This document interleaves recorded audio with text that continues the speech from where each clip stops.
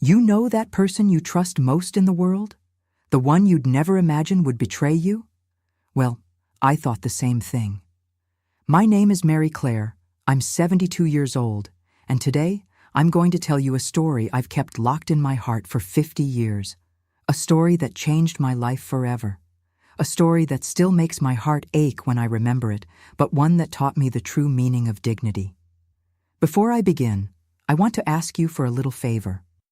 If you're enjoying this story, please like this video, subscribe to the Grandma's Diary channel to hear more life stories like this one, and tell me in the comments where you're watching from. I love knowing that people from all across America are following these stories. So go ahead, leave your city in the comments. I read every single one with so much love. All right, let's get started. I need to go back in time, way back to 1967. I was 24 years old, living in a small town in rural Kentucky called Cedar Grove, a town so small that everyone knew everyone. We didn't lock our doors, children played freely in the streets, and a man's word was worth more than any signed paper. I was married to John David Miller, a man the whole town respected, hardworking, serious, well-mannered. He worked for the railroad as an engineer, woke up at 5 a.m. every day except Sundays. He earned a good salary by the standards of those days. We weren't struggling, we weren't rich, but we never lacked for anything at home. We'd been married for 3 years. I married at 19, he was 26. The wedding was beautiful, you know, the kind every girl dreams of. A white dress that my mother and aunts sewed for months. The church was packed, the reception at my parents' house with a live band, plenty of food, everyone dancing until sunrise. I loved that man, truly loved him, from the depths of my soul. That first love, you know? That innocent, pure love of someone who had never loved before. When I looked at him, I saw my future. I saw the children we would have. I saw the old age we would spend together, holding hands on the front porch. And in 1967, I was pregnant with our first child. 7 months along, my belly already huge. I could barely tie my own shoes. I walked slowly, always with one hand on my back because of the weight. But I was happy, so very happy, waiting for that baby with such anticipation, with so much love. We lived in a simple little house, but it was ours. Just 3 rooms, living room, kitchen, and bedroom. The bathroom was outside, as was common back then. The house had a little backyard where I grew some vegetables, tomatoes, lettuce, green onions, and there was an apple tree that bore fruit every year. I adored that house. I had taken care of every corner with so much love. My routine was simple. I'd wake up early with John, make coffee for him, bread with butter, coffee with milk, sometimes a piece of cornbread. He'd leave for work at 6 a.m. I'd stay home taking care of the house, washing clothes in the wash tub, ironing with that heavy coal iron, cooking, cleaning, sewing. I also sewed for others, you know. I made clothes for people in town, dresses, shirts, pants. It was extra income that I kept in a little jar hidden in the kitchen cabinet. John didn't really know how much I was saving. That money was my secret, my independence. And there was a ritual in our house. Every Wednesday, John would wake up at 6 a.m. and say, "Honey, I'm going to the store to get the week's groceries." And I thought that was so wonderful. What a marvelous husband I had, right? A man who cared about doing the shopping, who lightened my workload, especially with me being pregnant with that huge belly. Every Wednesday, without fail, rain or shine. 6 a.m., he'd wake up, have a quick coffee, kiss my forehead and say, "I'll be right back, going to take care of the week's shopping." And he'd leave on his horse, a brown horse named Thunder. A beautiful, strong horse that he cared for with great attention. And you know what I did? I'd be happy thinking, my goodness, how lucky am I? What a good man, what a helpful husband. While he was away, I'd tidy the house humming, prepare lunch, wondering what he'd bring back. Would he bring meat? Would he find that fresh cheese I loved? Would he remember to buy soap for washing clothes? He'd take about 2 hours, sometimes a bit longer. And when he returned, he'd come with the bags. Rice, beans, A piece of meat, some vegetables, sugar, salt, oil, the basic things. I'd unpack the bags, put everything away in the cabinet, and life would go on. But you know when something seems strange, but you can't quite explain what. Well, that's the feeling I had. Not every day, not something that kept me awake at night. But sometimes I'd think, 2 hours to go grocery shopping. The store was downtown, about 20 minutes by horse from home. Round trip, 40 minutes, plus half an hour shopping, 1 hour and 10 minutes at most. Where did the other 50 minutes go? Once I asked. It was a Wednesday when he came back after 2 hours. I was finishing making lunch when he arrived. I unpacked the bags and said without thinking, "Wow, you took quite a while today, honey." He looked at me, smiled, and said, "The store was way too crowded, Mary. Huge line at the butcher's. Took almost an hour just to get served.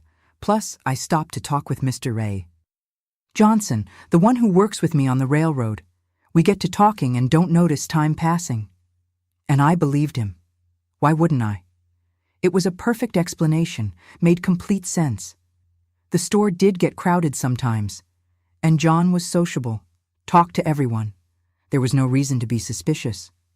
But there was something else that bothered me. Sometimes he'd come back with fewer things than I expected. Like, I'd asked him to buy 2 chickens so we could make chicken stew and save the other for the following week. He'd come back with just 1. I'd ask, "Honey, where's the other chicken?" And he'd answer, "Everything was too expensive today, Mary. I preferred to save money." Or, "There was only this one at the butcher's. Everything else was sold out." And I'd swallow it because it made sense too, right? Sometimes things did get expensive. Sometimes the stock ran out. I had no reason to doubt my husband. Besides, he was a good husband in every other way. Affectionate with me, helped me when I needed it, talked to me at the end of the day about his work, about things happening in town. He'd ask about the baby, put his hand on my belly to feel the kicks, said he could barely wait to meet our child, that he'd be the best father in the world. How could I suspect a man like that? A man who every Wednesday woke up early to go to the store and make my life easier. A man who worked hard, who came home tired, but always with a smile on his face. A man the whole town respected. I couldn't. I wouldn't. I simply loved and trusted. The Wednesdays became part of our routine, as natural as the sun rising in the morning. I'd even joke with the neighbors. I'd run into Mrs. Benedict, my next-door neighbor, and say, "Today's Wednesday, John's grocery day." And she'd laugh and say, "You're lucky, Mary Claire. My husband won't lift a finger to help me. You found yourself a good man." And I'd agree. I thought I was lucky indeed. Very lucky. The months went by, my belly grew. I was in my 7th month when that Wednesday happened that changed everything, that destroyed everything, that showed me I was living a lie. It was early October 1967, a blue sky day, strong sun, that typical spring heat in rural Kentucky. I'd woken up feeling strange, not well. My belly was heavy, heavier than normal. I felt some sharp pains, nothing too strong, but it bothered me. John woke up that Wednesday, as always, had coffee, kissed my forehead, and said, "Honey, I'm going to the store. Need anything special today?" I told him I was feeling kind of strange, a bit unwell. He asked if I wanted him to stay. I said no, that I didn't need him to, that it was just pregnancy discomfort that would pass. He insisted a bit, but I said everything was fine, and he left. 6 o'clock in the morning. I heard Thunder's hooves fading away down the dirt road. I stayed home, tried to do my normal tasks, but the discomfort got worse. The pains got stronger, more frequent. I started getting scared of losing the baby, scared something was wrong. At 7:30 a.m., I couldn't take it anymore. I went to Mrs. Benedict's house next door, knocked on the door. She opened it, saw my distressed face, and asked what was happening.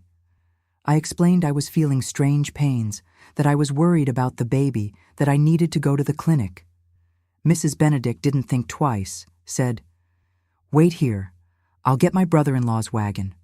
We'll take you right now." And she did. Came back 15 minutes later with a wagon pulled by a mule, helped me up. I sat on the wooden bench, holding my belly with both hands.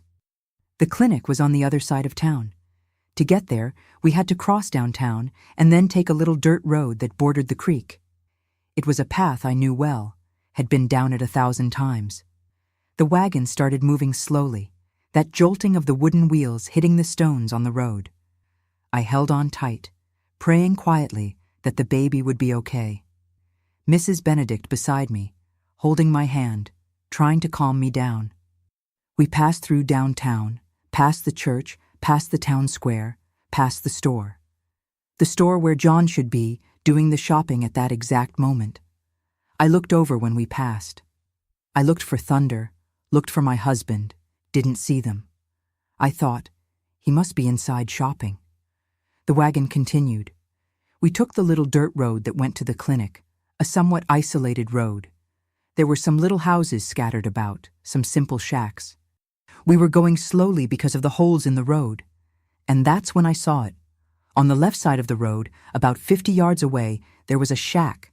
A simple wooden shack with a little yard in front, and tied to a tree beside the shack was Thunder, my husband's brown horse. Unmistakable. My heart stopped. I blinked again.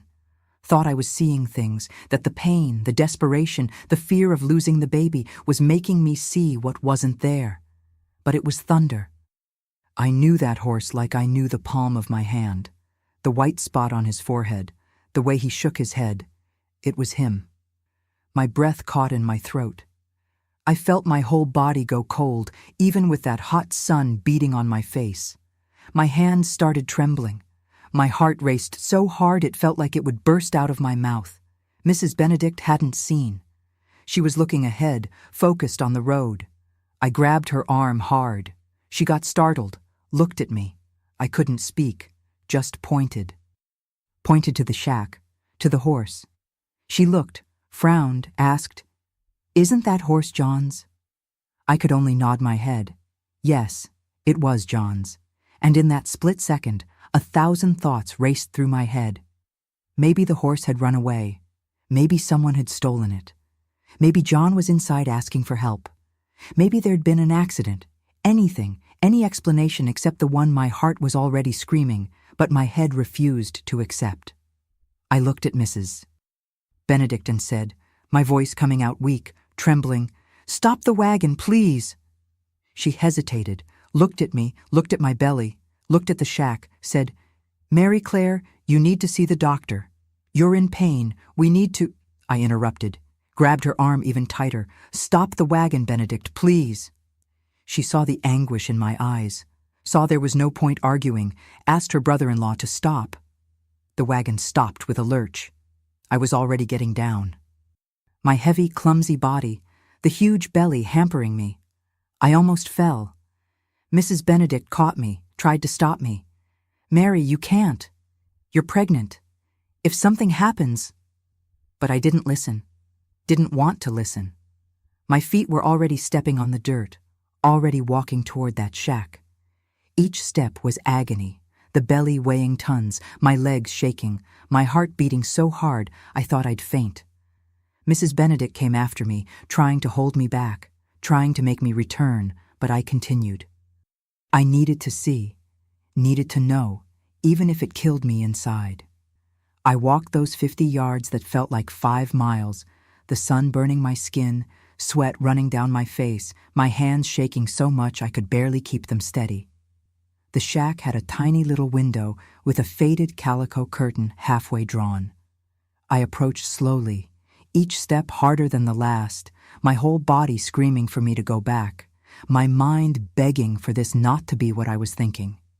I leaned against the wooden wall of the shack, felt the rough boards under my fingers, took a deep breath once, twice, trying to prepare myself for what I was about to see, but nothing in this world could have prepared me for that. I approached the window, looked through the gap between the curtain and the wood, and what I saw destroyed my soul. Inside, sitting at a simple wooden table, were 2 people, my husband and Lourdes. Lourdes Ferguson, a widow who lived in town. I knew her, everyone knew her. Her husband had died 2 years before in an accident at the sawmill. She'd been left alone, no children, living alone in that shack. People felt sorry for her. I felt sorry for her. And there she was, sitting across from my husband, both of them drinking coffee. I saw the steam rising from the cups, I saw the coffee pot in the center of the table. I saw a plate with bread. I saw the shopping bags leaning against the wall, the bags that should arrive at my house, the house he shared with me, with his wife, with his child who was about to be born. But the worst thing wasn't the bags. The worst thing was the scene, the intimacy, the way they were. This wasn't a quick visit, wasn't a courtesy conversation. It was something familiar, comfortable. He was at ease. She was at ease. I saw him laughing that way he laughed with me when we were alone at home. I saw him reaching his hand across the table. I saw him take her hand, squeeze it, caress it. My vision became blurred. I don't know if it was tears or if I was about to faint. I grabbed the wall to keep from falling. My legs gave way. I felt Mrs. Benedict holding me from behind. She had seen too. She had looked through the window. I heard her whispering, "Dear God in heaven, dear God in heaven."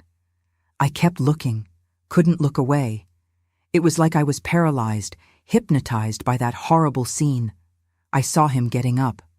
I saw him going to where she was. I saw him leaning down. I saw him kissing her forehead the same way, the exact same way he kissed my forehead every morning before leaving. That was the last straw. My whole body started shaking uncontrollably. My legs gave out completely. I fell to my knees on the dirt ground. I didn't feel pain, didn't feel anything, just an immense emptiness, a black hole inside my chest that was sucking everything up, my happiness, my future, my life. Mrs. Benedict pulled me up, lifted me forcefully, whispered in my ear, "Let's get out of here, Mary Claire. Let's leave here now." She was desperate, afraid he might come out and see us, afraid of what could happen. I got up staggering. She dragged me back to the wagon, practically threw me up, told her brother-in-law to leave. Fast. The wagon started moving. The jolt shook me. I felt a sharp pain in my belly, but I didn't care. The physical pain was nothing compared to the pain that was tearing my heart apart. I looked back at that cursed shack.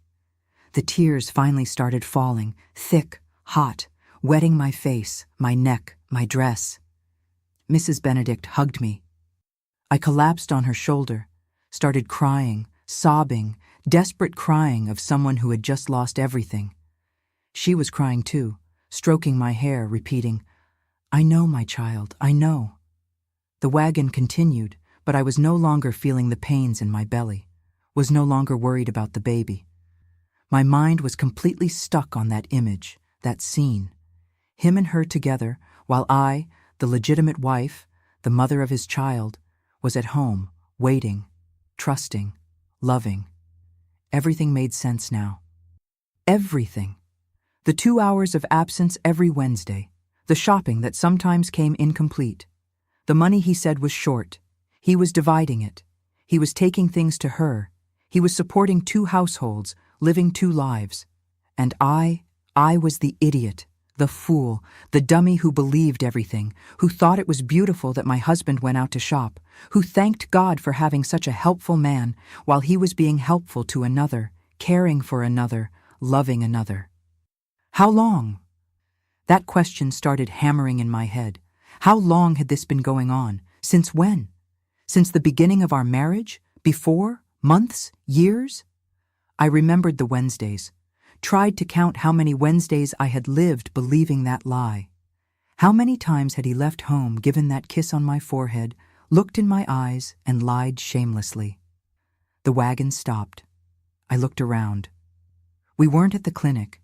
We were in front of Mrs. Benedict's house, in front of my house. She looked at me and said, "You need to rest, Mary Claire. Go in, lie down, calm down, think about the baby. We'll go to the doctor later." I got down from the wagon mechanically, dead inside. I entered my house, that little house I'd loved so much, which now seemed like a prison, a farce, a theater stage where I'd played the role of happy wife without knowing it was just a role. Mrs.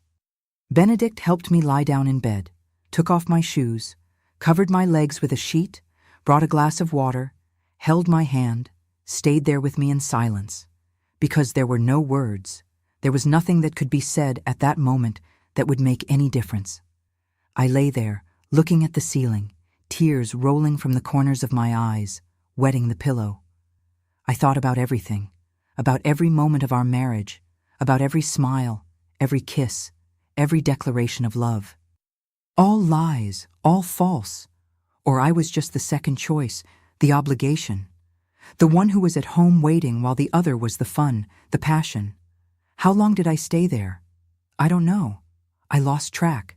Mrs. Benedict left at some point, said she'd be back, that if I needed anything, just call. I didn't even respond, just kept looking at that cracked ceiling. And then I heard the sound of horse hooves. He was coming back. It was almost 9 o'clock, 2 hours after he'd left. Normal time for him, the usual routine, as if nothing had happened, as if he hadn't just spent 2 hours with another woman, touching another woman, laughing with another woman. I heard him entering, the sound of the door, the footsteps, his voice calling, "Mary, honey, I'm back." The same voice as always, the same cheerful, casual tone, like all the other Wednesdays. I heard him walking to the kitchen, unloading the bags, the sound of sacks being placed on the table, the noise of packages, him humming softly. Humming? As if nothing had happened. I stayed lying down, motionless. Couldn't move, couldn't get up, couldn't go there and face that man I didn't know, that stranger who slept in my bed, who put his hand on my belly, who called me honey. He entered the bedroom. I saw his silhouette in the doorway. "Mary, are you okay?" Concern in his voice. False concern, because if he really worried about me, he wouldn't be doing what he was doing. I turned my face to the wall, didn't answer. He approached, sat on the edge of the bed, put his hand on my back. That touch that used to calm me now burned me, made me want to scream, vomit. "Honey, what's wrong? Are you in pain? Is it the baby?" Was he really worried, or was he a very good actor? Probably both. I took a deep breath, tried to control my voice. I spoke without looking at him. "I'm just tired. Let me rest." The voice came out hoarse, weak, but firm enough. He stayed there for a few more seconds, his hand still on my back, then got up. "Okay, I'll make lunch then. You rest." And he left to make lunch. The perfect husband. The husband who went to the store and even made lunch for his pregnant wife while keeping a mistress on the other side of town, while dividing his time, his money, his heart. I stayed in bed the rest of the morning. Heard him in the kitchen, the sound of pots, the smell of food. At some point he came back, brought a plate, put it on the little table beside the bed, said I needed to eat for the baby. For his baby. The baby who would grow up thinking he had an honest father, a family man, a man of his word. He left for work after lunch, the afternoon shift at the railroad. Kissed my forehead, the same forehead he'd kissed hers hours before. Said he loved me. Said he'd be back at night. Said for me to rest. The door closed. I heard his footsteps fading away, heard the horse leaving, and it was only then, alone in that empty house, that I let everything out. I cried like I'd never cried in my life. Cried until I had no more tears, until my throat hurt, until my whole body shook with exhaustion. But in the middle of all that crying, in the middle of all that pain, something began to be born inside me. It wasn't anger, not yet. It was something else. It was a cold, calculating clarity, an absolute certainty that I couldn't stay there, couldn't live in that lie. Couldn't raise my child in that farce. I got up from bed, walked to the kitchen cabinet, opened the little door at the bottom, got the jar where I kept my savings, opened it, counted the money. I had enough. Enough for a bus ticket. Enough to start over far away, very far away. And at that moment, 7 months pregnant, with my heart broken into 1,000 pieces, I made the most difficult decision of my life. I was leaving. But I couldn't just run away. Not like that. Not at that moment. I needed to think, plan, do it right. Because if I made a mistake, if he noticed something, I wouldn't have a second chance. I spent the rest of that Wednesday in bed, pretending to be sick, pretending to be worried about the baby, and in a way, I really was. Every pain in my belly reminded me that I wasn't alone in that situation. There was a life inside me, an innocent life that completely depended on my decisions. John came back from work at 6 p.m., entered worried, came straight to the bedroom, asked how I was, if the pain had passed, if I'd eaten. I answered with monosyllables. Yes, no, better. He insisted we should go to the doctor. I said it wasn't necessary, that it had gotten better, that it was just pregnancy fatigue. He made dinner, brought it to the bedroom, sat on the edge of the bed, watching me eat. Told me about his day at work, a locomotive that had broken down, a colleague who'd been absent. Every day, trivial things. As if his life was just that. As if there wasn't a huge secret rotting underneath all that normalcy. I ate slowly. Each forkful was an effort. The food had no taste. It felt like sand in my mouth, but I swallowed because I needed strength. Needed to be well to execute what I was planning in my head. That night, when we lay down, he hugged me from behind, as he always did. His arm wrapping around my waist, his hand on my belly, feeling the baby, our child moving. I went rigid, every fiber of my body rejecting that touch, but I didn't show it. I breathed deeply. I let him because I couldn't raise suspicions. He fell asleep in minutes, heavy, regular breathing, the sleep of someone who has nothing on their conscience. Or someone who was so used to lying that he could sleep peacefully anyway. I didn't sleep. I stayed all night with my eyes open, staring at the darkness, planning every detail, every step. I couldn't make a mistake. I had no margin for error. Thursday dawned. He woke up early, as always. 5:30, had coffee. I got up too.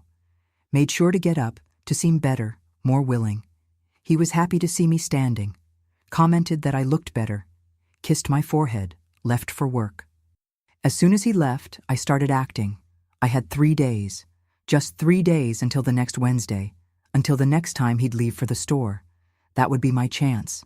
My only chance. First, I needed to be absolutely sure I had enough money.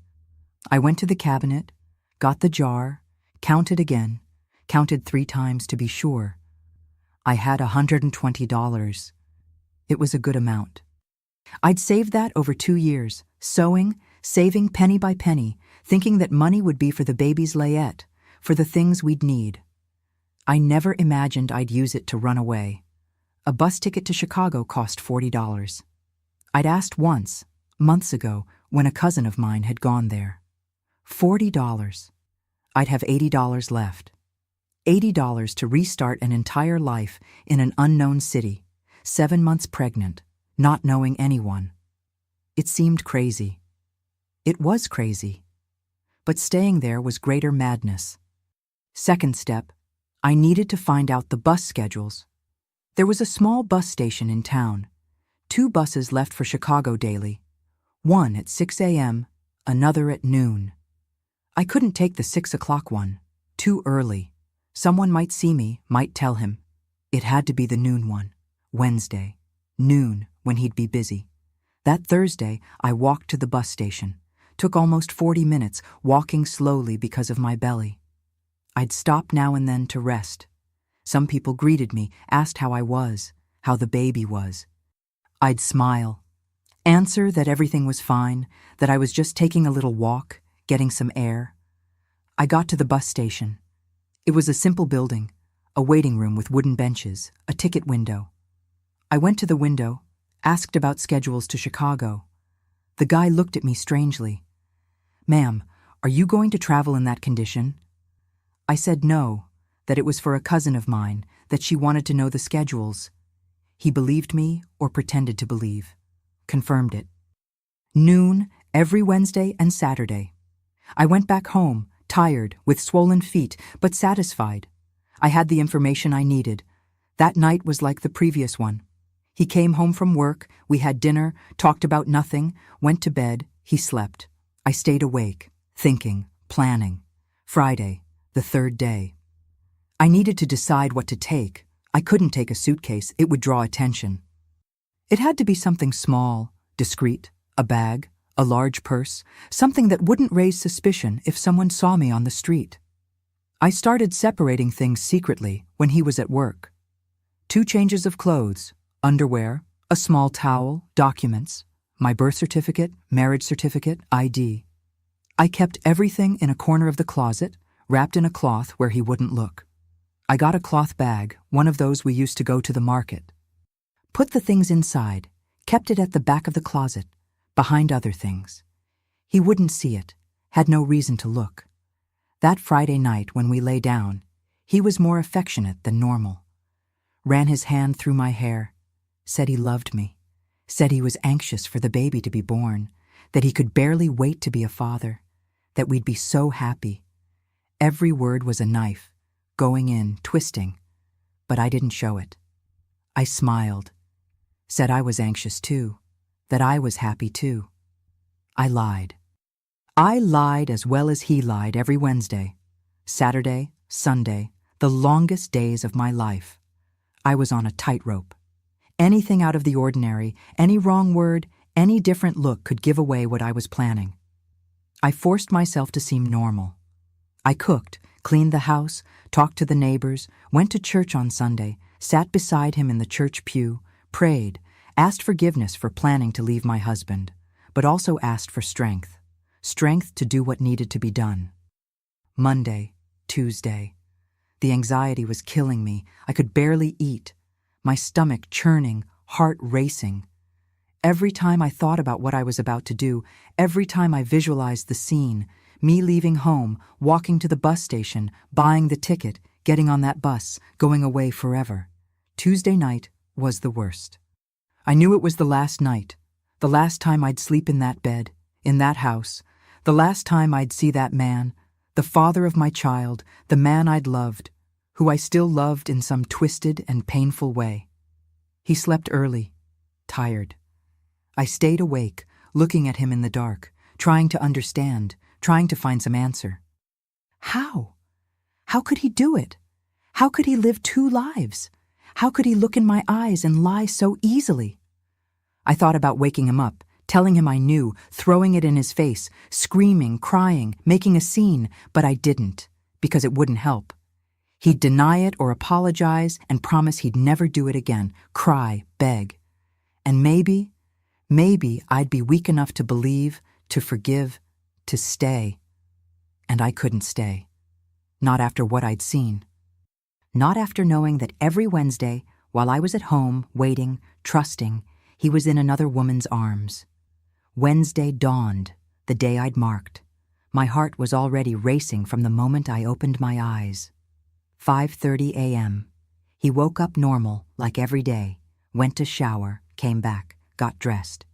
I got up too, went to make coffee, hands shaking, trying to control myself, trying to seem normal. We had coffee together. He ate bread with butter, drank coffee with milk, talked about the day, about work, about the weather. It was hot. It was going to be a hot day. I agreed, nodded my head, barely heard what he was saying. My head was on what was coming next. 6 o'clock. He got up, went to get his things, wallet, hat, came to where I was, in the kitchen, washing the cups, hugged me from behind, kissed my neck, spoke in my ear. I'm going to the store to do the shopping. Need anything special? The store. The same lie as always, told with such naturalness, such conviction, as if it were true. I turned to him, looked in his eyes, those brown eyes I'd loved so much, that now made me nauseous. I smiled, the fakest smile I'd ever given in my life. I said, "No, honey, just the usual things." He smiled back, kissed my forehead. That damned kiss, that kiss he also gave to her. He said, "Okay, I'll be right back." And he left. I heard the door closing, heard his footsteps, heard the horse leaving. I stood still, listening to the sound of hooves fading away, getting farther and farther until it disappeared completely. And then, only then, did I start moving. I ran to the bedroom. Well, I didn't run. I couldn't run with that belly, but I moved as fast as I could. I got the bag I'd prepared, put in the last things, a hairbrush, a bar of soap, the photo from our wedding. Yes, I took that photo. I don't know why. Maybe to remember never to be so foolish again, so innocent, so blind. I got the money, counted it again. $120, everything I had in the world. I put it at the bottom of the bag, wrapped in a handkerchief. I looked around that house, those furniture pieces I'd chosen with so much care, those curtains I'd sewn myself, that baby layette hanging on the line, the tiny clothes I'd embroidered by hand, each stitch made with love, with expectation, with dreams of a future that would never exist. I left everything. Couldn't take it. Wouldn't need those things, those memories, that false life. I went to the table, got a paper, a pen, sat down, my hand trembling. I wrote just one short, direct line. Gone to find what you never truly brought home. I left the note on the kitchen table, where he'd see it when he returned, when he came back with the shopping bags, with his lie intact, thinking he'd fooled me once again, thinking I was here waiting. Fool. I took the bag, breathed deeply one last time, looked back at that door, that house, that life, and I left. I closed the door slowly, without making noise, as if I were just going out for a walk, to visit a neighbor, as if I were coming back. But I was never coming back. I started walking. The street was empty. It was 6:15 a.m. Most people were still sleeping or having coffee. Some men had already left for work, but the streets were quiet. I walked slowly, the heavy belly, swollen feet, bag in hand, each step taking me away from that house, from that man, from that lie. I passed by Mrs. Benedict's house. She was in the yard, hanging clothes, saw me, waved. I waved back. She shouted, "Good morning, Mary Claire. Where are you going so early?" I answered, "Just going to my mother's house. See you later." She waved again, went back to hanging clothes. I lied. My mother lived on the other side of town, opposite direction from where I was going. But Mrs. Benedict didn't know that or didn't notice. And even if she did, by the time she told someone, I'd be far away. I kept walking, passing the familiar houses, the bakery, the general store, the square, the church, places I'd known since childhood, that were part of my life, my history. And with each step, I silently said goodbye, without looking back. Because if I looked, maybe I'd give up, maybe I'd go back, and I couldn't go back. The bus station was about 20 minutes from home. Walking slowly, pregnant, took me almost 40. I arrived breathless, sweating, with back pain, feet throbbing. I looked at the clock on the wall. 7:30. I still had 4.5 hours until the bus left. 4.5 hours to wait, to hope that nobody would see me, that nobody would ask what I was doing there, that the news wouldn't reach him before noon. I sat on a bench in the corner, as far away as possible, back to the street, bag in my lap, waiting, counting the minutes. Those 4.5 hours were the longest of my life. Each minute seemed like an eternity. I was there sitting on that hard wooden bench, the bag pressed against my chest, praying for time to pass faster, praying that nobody I knew would show up, praying that he wouldn't discover before the time.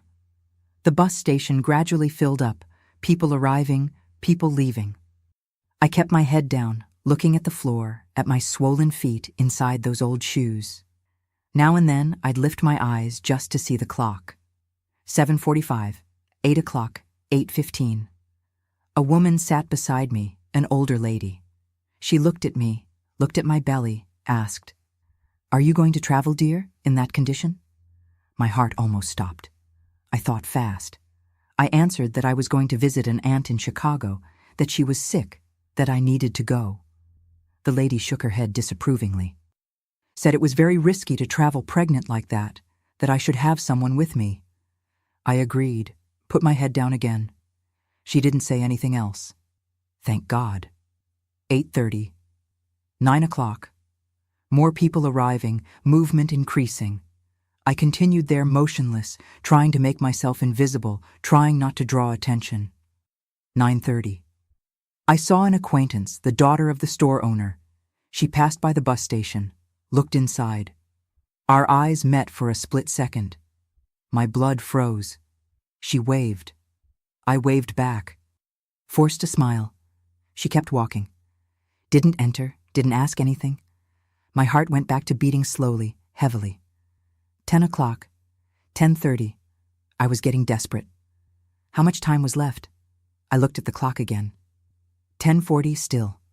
1 hour and 20 minutes. How could time pass so slowly? I started thinking about him, about John. He must still be there at the shack with her, having coffee, laughing, touching her, without having the slightest idea of what was happening at home, of what I'd done, of the note waiting for him on the kitchen table. When would he come back? Probably around 9, as always. He'd enter the house, put the bags in the kitchen, call me. "Mary, honey." He'd notice the silence, find it strange. He'd look through the rooms. Empty bedroom, empty kitchen, empty yard. He'd go back to the kitchen, see the note. What would his reaction be? Would he be desperate? Run out looking for me? Would he go to my mother's house, to my friends' houses? Would he search the whole town? Or would he feel relief, think that now he was free, that he could be with her without having to lie, without having to hide? I don't know. And the truth is, I didn't want to know, didn't care anymore. I just wanted to leave, disappear, vanish from that town, from that life, from that man. 11 o'clock. 11:15. 11:30. The movement at the bus station was bigger now. People buying tickets, people waiting for buses, street vendors offering sandwiches, coffee, cake. I hadn't eaten anything since breakfast. My stomach was growling, but I couldn't eat. The anxiety had closed my throat. 11:40. I got up, took the bag, went to the ticket window. There were 3 people in line. I waited, legs shaking, heart racing. The woman in front of me took forever, asking about schedules, prices, destinations. I wanted to scream for her to hurry up, but I stayed quiet, waiting. Finally, it was my turn. The man at the window looked at me, the same one who'd served me on Thursday. He recognized me, frowned. "Ma'am, are you really going to travel? I thought you were asking for your cousin." I said yes, that an urgency had come up, that I needed to go. He shook his head but didn't argue, asked for the money. $40. I got the money from the bag, my hand shaking so much the coins almost fell. I counted, handed it over. He gave me the ticket, a thin, yellowish paper with the destination written by hand. Chicago. That word, that enormous city I only knew from hearing about, that was the size of 10 cities like ours, where I knew absolutely nobody. I clutched that paper like it was the most precious thing in the world, because it was my way out, my freedom, my chance to start over. 11:50. The bus arrived, big, red and white, noisy, blowing black smoke from the exhaust pipe. The driver got out, opened the luggage compartment, people started boarding. I stood still, watching, suddenly overcome by immense terror. Was I really doing this? Was I really leaving, abandoning everything? My house, my town, my family, everything I knew? 7 months pregnant, alone, with $80 in my pocket for a city where I didn't even know where to begin. It was madness, complete madness. But then I remembered the scene I'd seen of him with her, their hands touching, the kiss on her forehead, his smile, the Wednesdays, all those Wednesdays that were lies, and I knew I had no choice. Staying would be greater madness. I got on the bus slowly, holding the handrail, the huge belly making each step difficult. The driver helped me, held my arm. I thanked him. I showed the ticket. He pointed to a seat in the middle. I walked down the narrow aisle, people looking at me, looking at my belly, judging, probably thinking I was crazy, a pregnant woman traveling alone. I sat by the window, put the bag in my lap, leaned my head against the glass. The bus gradually filled, people entering, looking for their seats. An old man sat beside me, strong smell of cigarettes. He greeted me. I nodded, didn't say anything. Noon. The engine started. That loud noise, the whole bus shaking. The driver closed the door, shouted something I didn't understand.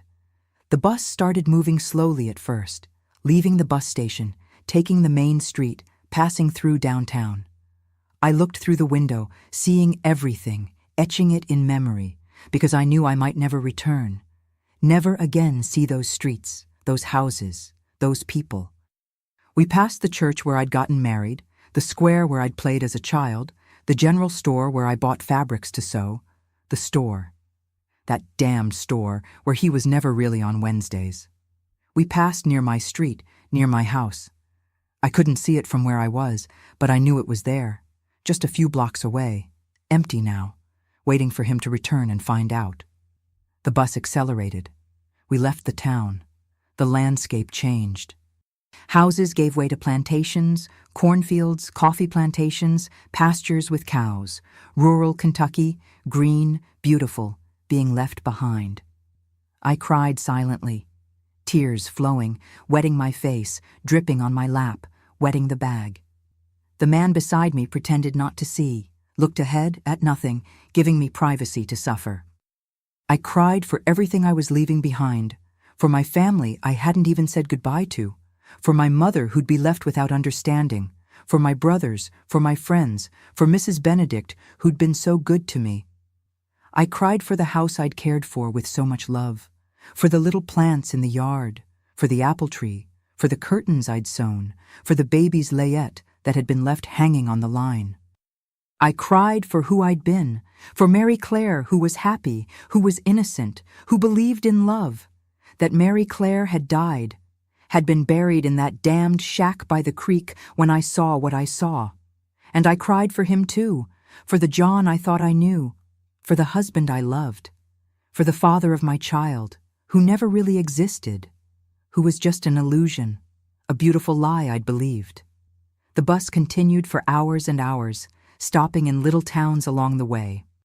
People getting on, people getting off, the strong sun coming through the window, unbearable heat, me sweating, feeling sick, the heavy belly, the baby moving, kicking, as if feeling my distress. We stopped for lunch in a town I don't even know the name of. Everyone got off. I got off too, went to the bathroom, a dirty, smelly bathroom with a door that wouldn't close properly. Peed, washed my face, looked in the mirror, didn't recognize myself. That woman looking back wasn't me. She had red, swollen eyes from crying so much. Pale face, tired, scared. I bought bread with ham, 10 cents, ate standing up, leaning against a wall, the dry bread sticking in my throat. But I forced myself, swallowed because I needed to, for the baby. We got back on the bus, continued the trip, afternoon falling, sun setting on the horizon, orange, red, beautiful. In any other situation, I would have found it beautiful, but at that moment, I felt nothing. Just an immense emptiness. It started getting dark. The bus lights came on, weak, yellowish, people dozing, heads swaying with the movement. I couldn't sleep. Kept looking through the window at the darkness outside, thinking where I was going, what I was going to do. I had no plan, had nothing. Just $80 and a 7-month belly. It must have been close to 9 p.m. when I saw the lights. Many lights, thousands of lights lighting up the horizon. Chicago, the enormous, frightening city. The bus entered the city. Huge streets, tall buildings, cars everywhere, people, so much noise, so much light, so many people. I'd never seen anything like it. My little rural town would fit in 1 block of that city. I was terrified, completely terrified. How was I going to survive there? How? The bus stopped. Greyhound Terminal, the driver announced. Everyone getting up, taking their things, getting off. I stayed seated, paralyzed, unable to move. The man beside me had already left. I was alone on the seat. The driver shouted, "Last stop! Everyone off!" I got up, took my bag, got off, stepped on that ground, Chicago ground. I looked around, people running, people shouting, buses arriving, buses leaving, deafening noise, bright lights, my whole body shaking. I didn't know where to go, didn't know what to do. I stood there in the middle of that crowd, a pregnant woman alone, lost, scared. I sat on a bench, I had nowhere else to go. It was almost 10 p.m., the terminal packed. Me sitting there alone, completely alone. I saw families reuniting, hugs, kisses, people picking up relatives, friends. Everyone had someone, except me. The night went by. I stayed there, people decreasing. Midnight, 1 a.m., the terminal emptied, only a few left. Homeless people, people sleeping on benches, and me. 2 a.m. A security guard approached, asked if I was okay, if I was waiting for someone. I said yes, that my husband was coming to pick me up, that he was late. The guard looked at me suspiciously but didn't say anything, continued his rounds. 3 a.m. I was exhausted, dead tired, but couldn't sleep. I was afraid someone would steal my bag, my money, which was all I had. 4 a.m. It started getting light, that weak clarity, the terminal starting to move again, people arriving to catch the first buses of the day. I continued there, not knowing what to do, where to go, how to survive. And that's when she appeared. A woman, about 50 years old, short, chubby, graying hair tied in a bun. She was setting up a stall, selling fruits, apples, bananas, oranges. She looked at me, looked again, approached, stopped in front of me, said, "Girl, are you okay?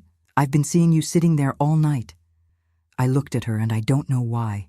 Maybe from exhaustion, from desperation, I started crying right there, in front of that stranger. I broke down. She sat beside me, hugged me, didn't ask anything, just stayed there holding me while I cried. When I managed to stop, she asked, "You ran away from home, didn't you?" I nodded my head. She sighed. "Do you have a place to stay?" I shook my head no. "Family here?" "No." "Money?" "Little." She was quiet for a while, thinking. Then she said, "I have a very small room in the back of my house. I use it to store things, but there's an old little bed. You can stay there until you get settled, until the baby's born. Then we'll see." I looked at her, at that stranger, that woman who didn't know me from anywhere, who owed me nothing, but who was offering me a roof, a place, hope. I cried again, but this time from relief. I thanked her through sobs, thanked her so much. She smiled, a tired smile. She said, "My name is Celia. You can call me Cece." And there, in that huge terminal in Chicago, I found my salvation. Miss Cece finished setting up her little stall there at the terminal, arranged the fruits, put up the little signs with prices, stayed until about 10 a.m. selling. I stayed there nearby, sitting on the bench, watching, still half not believing I'd found someone willing to help me in that enormous and scary city. When she closed the stall, put everything away in a big wooden box, she called me, said, "Come on, girl. You need to rest, eat something proper." I got my bag, followed her. We took a bus. Crowded bus, packed, people pushing, me with that huge belly being squeezed. Miss Cece protected me as she could, holding my arm, making space. We got off in a neighborhood she said was called Uptown. Dirt streets, simple houses, shacks, poor people like me. Her house was tiny, 3 rooms, but it was hers. She lived alone. Her husband had died years ago. The children had married, gone away. She was left alone, working, selling fruit to survive. She took me to the back. There was a separate little room, really very small, about 9 by 9 feet. A tiny window, an old bed, a broken closet, musty smell, but it had a roof, 4 walls, and at that moment, that was a palace to me. She gave me a clean sheet, a pillow, a towel, said I could use the house bathroom, that I could cook if I needed to make myself at home. I asked how much the rent was, how much she wanted. She shook her head, said she didn't want anything, that when I got work, made some money, we'd see. But for now, I should stay quiet, rest, take care of that baby. I cried again. It seemed like that's all I did, cry. She hugged me, said I was very young, that life would get better, that I'd see. I was 24 years old. She thought I was young. I felt old and tired, like I'd lived 100 years. I stayed in that little room, slept all day, all night. Woke up the next day, still tired, but a bit better. Miss Cece knocked on the door, brought coffee, bread with butter, sat on the edge of the bed, talked with me, asked my story, where I was from, what had happened. I told everything, the husband, the betrayal, the escape. She listened in silence, nodding her head. At the end, she said, "You did right, girl. You did absolutely right. A man who cheats is no good, doesn't deserve a wife, doesn't deserve a family." I stayed in the little room for 3 weeks, resting, trying to gather strength, trying to prepare myself for what was coming. Miss Cece didn't charge me anything, gave me food, treated me like a daughter. I helped with what I could, cleaned the house, washed clothes, cooked. It was the least I could do, but I knew I couldn't depend on her forever. I needed to work, earn my own money, especially because the baby would be born in less than 2 months. And babies need things, diapers, clothes, food. I started looking for work, but who would hire a pregnant woman at 8 months? Nobody. I knocked on so many doors, stores, restaurants, family houses looking for a maid. They all dismissed me as soon as they saw my belly. It was Miss Cece who had the idea. She said, "Why don't you sell something with me at the terminal? There are people who sell flowers, sell well, especially at the cemetery gate, people buying to take to the dead." Cemetery, flowers. It wasn't what I'd dreamed for my life, but it was what I had. She lent me money, $20 to buy the first flowers, roses, carnations, daisies. I went to the flower market at dawn, bought what I could, made some simple bouquets, tied them with string, and went to the cemetery. Graceland Cemetery was about 20 minutes walking from Miss Cece's house. I arrived early, 6 a.m. There were already other people selling flowers, but there was space. I sat on the sidewalk, put the flowers in front of me, waited. People came to visit the graves, Memorial Day, death anniversaries, or just because they wanted to see relatives. Many bought flowers from me, from the other vendors. I sold cheap, cheaper than the others, because I needed to sell, needed that money. At the end of the day, I'd sold almost everything, made $12 profit, $12 that seemed like a fortune. I went home exhausted, feet swollen, back aching, but happy, because I'd done it. I'd worked, I'd earned my own money. I did this every day, woke up early, bought flowers, went to the cemetery, sold, came back. Gradually, I built a clientele, people who always bought from me, who knew I was pregnant, alone, fighting, and had pity or admiration, I don't know, but they bought. I saved money. Little, but I saved. Kept it in an old biscuit tin, hidden under the bed, for when the baby was born, for the things I'd need. I was 8.5 months along when it happened. It was a December afternoon, hot, very hot. I was at the cemetery selling, feeling some light pains in my back. Thought it was fatigue. Continued there, but the pains got stronger, more frequent. I realized it wasn't fatigue. It was the baby. Coming 2 weeks early, but coming. I gathered the remaining flowers, put them in the bag, started walking slowly, stopping when the pain came, holding on to the wall, breathing deeply, people looking at me, asking if I was okay. I said yes, that I was going home, but I wasn't okay. I couldn't make it home. The pain got too strong, unbearable. I sat on the sidewalk, in the middle of the street. Couldn't walk anymore. People gathered around me. Someone called an ambulance or fire truck. I don't remember exactly. I just remember the pain, the immense pain tearing my body apart. They took me to a hospital, public hospital, big, crowded, noisy. Put me on a stretcher, took me to a room, took off my clothes, put me in a faded green gown, nurses coming and going, doctor examining, saying things I didn't understand. The pain was so much I thought I was going to die. I screamed, cried, grabbed the sheets, begged please for someone to make the pain stop, but nobody could. I had to go through it. Alone, with nobody holding my hand, without my mother, without a husband, alone. It lasted hours, hours of agony, pain, desperation, until finally, I heard the cry. That sharp, piercing little cry. My son, my baby was born. A nurse brought him wrapped in a white cloth, placed him in my arms. I looked at that tiny little face, red, wrinkled, eyes closed, little mouth moving. And despite everything, despite all the pain, all the suffering, all the tragedy, I smiled. I smiled like I hadn't smiled in months. He was perfect. 7 pounds, 20 inches, healthy, strong, crying with good lungs. The doctor said everything was fine, that he was born well, that I'd been lucky. Lucky? Was that luck? I don't know. But looking at that baby, at that miracle, I thought yes, that despite everything, I'd been lucky to have him. I named him Peter Michael, because I'd always liked that name, and because I wanted him to be strong, a warrior, like St. Michael. I stayed 3 days in the hospital in a ward with 10 other women, all with their babies. Some had visitors, husbands, mothers-in-law, bringing flowers, gifts, food. I had nobody, just Peter, and he was enough. Miss Cece appeared on the second day, brought some little clothes she'd bought, used but clean, a blanket, cloth diapers.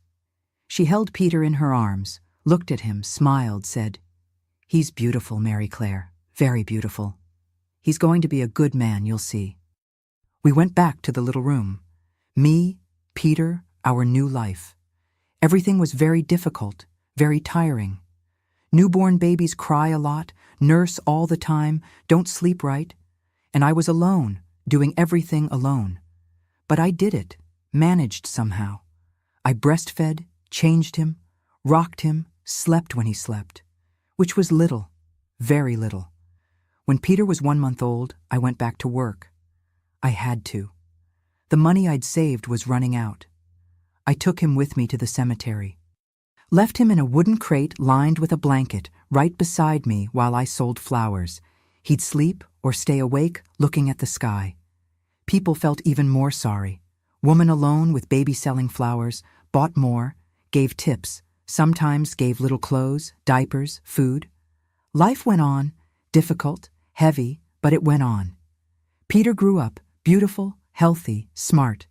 At 1 year he was crawling. At 2, he was walking, talking, calling mama. I kept selling flowers for years, many years. When Peter was 5, I got better work at a grocery store, selling vegetables, fixed hours, fixed salary. I stopped with the flowers, with the cemetery. With the money I earned, saving penny by penny, I managed to pay for Peter to study. Private school, simple, but private. He was intelligent, very intelligent, got good grades. Teachers liked him. I encouraged, pushed, demanded, always said, "Study, my son, study hard. It's the only way you'll have a better life, different from mine." And he studied, really studied, passed the college entrance exam, engineering at a public university. I cried when he told me, cried with pride, happiness, relief, because I knew he'd make it. He'd have a good, dignified life. He graduated, got a job, good job, married, gave me grandchildren. Today he's a civil engineer, works for a big company, earns well, has his own house, car, family. I retired, sold lunchboxes for years after the grocery store, saved money, bought a small diner, worked there until I couldn't anymore, sold it. Today I live on retirement, which is little, but enough to survive. I never married again, never wanted to, never trusted a man that way again. Had some short relationships, nothing serious, nothing that made me want to share my life again. And John, what happened to him? For a long time, I didn't know. didn't want to know. I'd cut all contact with my town, with my family, disappeared completely. About 15 years ago, when I was in my 50s, a cousin of mine found me, discovered where I lived, came to visit. We talked, she told me about things back home, about the town, about people, and she told me about him. She said that when I ran away, when he came home that Wednesday and found the note, he went completely crazy. Ran through the town looking for me. Went to my mother's house, my brothers, my friends. Nobody knew anything. I hadn't told anyone. He went to the police station, filed a missing person report. The police looked but didn't find me because I didn't want to be found. He ended it with Lourdes, the woman from the shack, sent her away. They say he screamed at her, blamed her, said he'd lost everything because of her. He spent years looking for me, alone, drinking, working, but empty. The guilt eating him from inside. When Peter was born, someone must have told him, I don't know who, but he found out he had a son, that it was a boy, that he was alive, that I was alive. He tried to find me in Chicago, but Chicago is immense. He had no last name, no address, nothing. He didn't find me. At 40, he had a heart attack, massive heart attack, at work. Dropped dead in front of his colleagues. At the funeral, Lourdes appeared, crying, saying he'd never gotten over it, that he talked about me until the end, that he regretted every day, that he wanted to have done things differently. My cousin told me this expecting me to feel something. Pity, maybe, remorse, regret. But you know what I felt? Nothing. Absolutely nothing. That man was a stranger to me. It had been so long ago, another life, another Mary Claire. I only felt relief. Relief because he wouldn't look for me anymore, wouldn't try to appear anymore, wouldn't disturb the life I'd built from zero, alone, with my son. My cousin asked if I regretted running away, raising Peter alone, denying him his father. I looked at her firmly, surely, and said, I chose my dignity. I chose my son. And if I could go back, I'd do everything again. Everything. Because I learned that sometimes the greatest madness isn't running away. It's staying, it's accepting crumbs, it's living a lie. And that's it. That's what I wanted to tell you, to the women who are listening to me, to those who are going through something similar, who are suffering, who are being betrayed, deceived, humiliated. The pain passes. You don't believe it now, but it passes. The humiliation passes, the suffering passes, but self-respect, dignity that we carry forever. And it's worth more than any man, than any marriage, than any beautiful lie. I survived alone, pregnant, with nothing, in an enormous city, and I didn't just survive, I won. I raised my son, gave him education, gave him love, gave him an example. I showed that a woman doesn't need a man to be strong, to win. Today, I'm 72 years old. I have a wonderful son. I have grandchildren. I have my simple little life, my retirement, my peace. And when I look back at everything I went through, I don't feel anger. I don't feel hate. I feel pride. Pride in myself, in the woman I became, in the courage I had. So here's my message to you who are suffering, who are thinking of giving up, who think you won't make it. You will. You will make it because you're stronger than you imagine, braver than you think, and you deserve it. You deserve to be happy. You deserve to be respected. You deserve to live with dignity. And if necessary, if you need to start over from zero, alone, do it. Don't be afraid, because in the end, at the end of everything, you'll look back and you'll know it was worth it. Every tear, every pain, every sacrifice. It was worth it. It was very much worth it. Before I finish my story, I want to ask something of you who are following me. If this story touched your heart, if you were moved, if somehow this made sense to you, please like this video, subscribe to the Grandma's Diary channel to hear more real stories like this one, and tell me in the comments, have you ever been through something similar? Do you know someone who needed to hear this story? Share it with those who need to know it's possible to start over, that it's possible to survive, that it's possible to win.